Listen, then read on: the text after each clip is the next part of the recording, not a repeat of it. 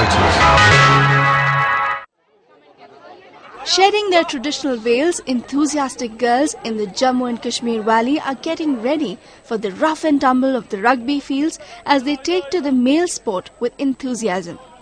Rugby, which is a cross between football and soccer, originated in England in the 1800s and features a spherical ball and 15 players to a side. The game involves tackling and constant fight for the ball.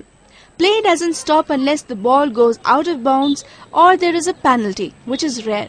Although the sport has not been popular in Kashmir, over the past couple of years, girls are increasingly taking to rugby, with several tournaments being organized.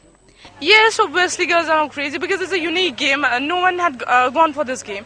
This is most unique game, and all the girls like to be more special than boys, and so they are becoming crazy about this. Actually, it's meant for boys or men, but we also have to try it because girls are not far than boys, and we have to prove ourselves.